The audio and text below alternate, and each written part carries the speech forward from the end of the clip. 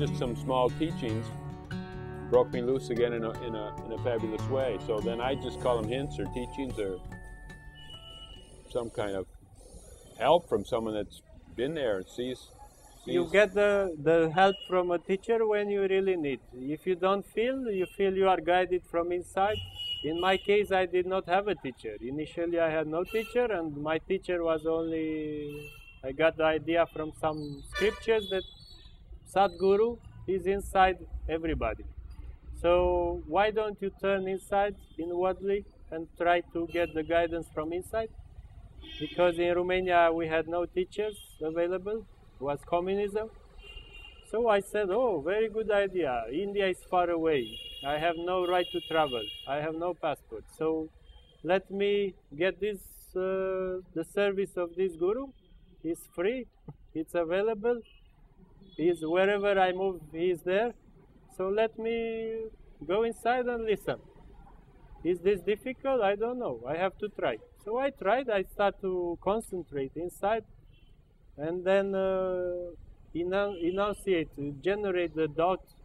I put up the doubt when I have doubts from scriptures. I formulate it, and I ask Sadguru to clarify it, to remove it. Your inner This was Sadguru. my way Right. to understand all the scriptures. Besides the fact that I felt that it's not first time when I read them, so I felt I'm just reading them maybe 10 times or 20 times, and this time just to remember. But still some doubts were there. So I took the doubts, I put them up, I made them clear, and I asked Sadguru, please take care of this doubt, I want it clarified, removed. So this is how I worked all the time. And this is how I managed to understand this matter. I never went outside to get help from a person.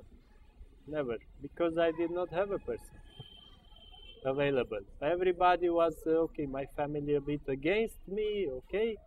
My friends, they did not know anything about this knowledge, so I had to be on my own.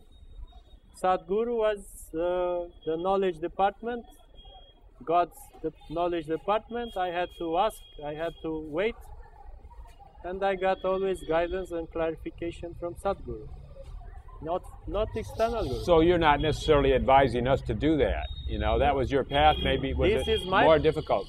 It is very difficult because you need to cut off all your desire to see a person in front of your eyes.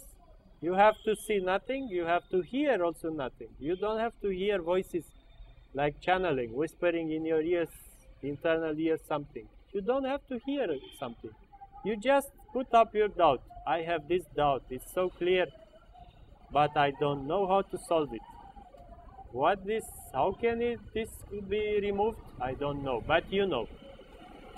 So you just take care of this doubt. This is the way I did it. So it was my way, but it's most probably will be very rarely to find people who will go on their own and will solve the problem of the truth by themselves through Sadguru's help or through their own wisdom. It's very difficult because mainly you need support. Everybody you see, they will get stuck at some point. So they need support. So when you came to India, you found a master or a guru or guide or teacher? I found Swami Shantananda, who it happened that we were together in the same period in Ramanashramam. So I met Swami Shantananda in 1999 in around July, beginning of July. So I met him, somebody introduced me to Swami Shantananda. We talked a bit.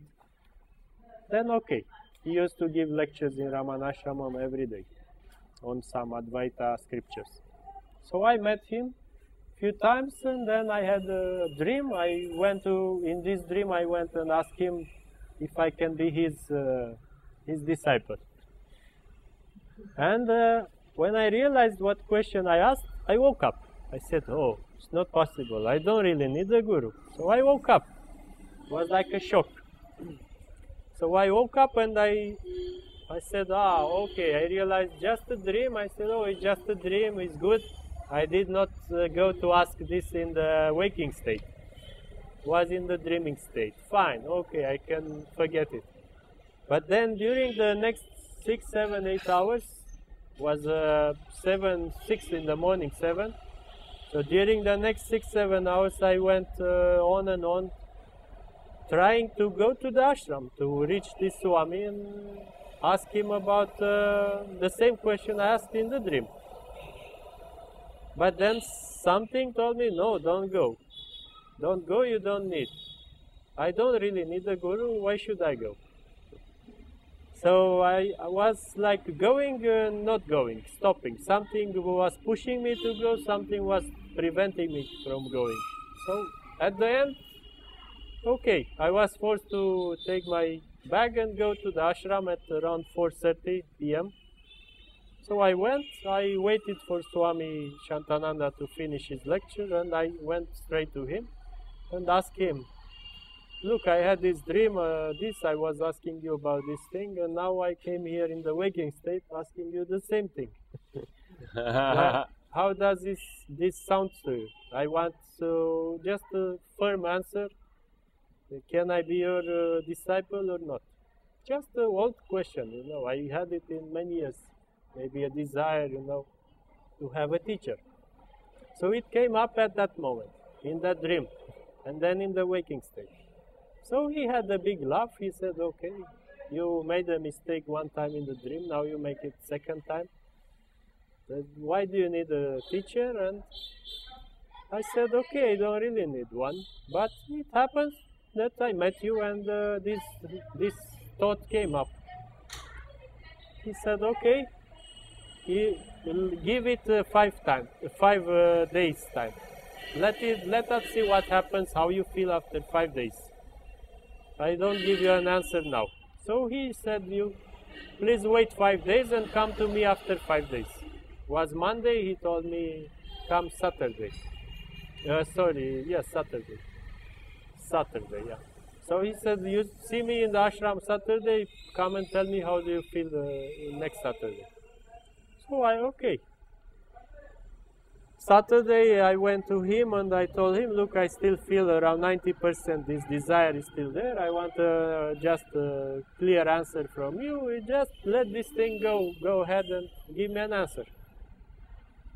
So he said, okay, if you still feel to get an answer, I say, okay.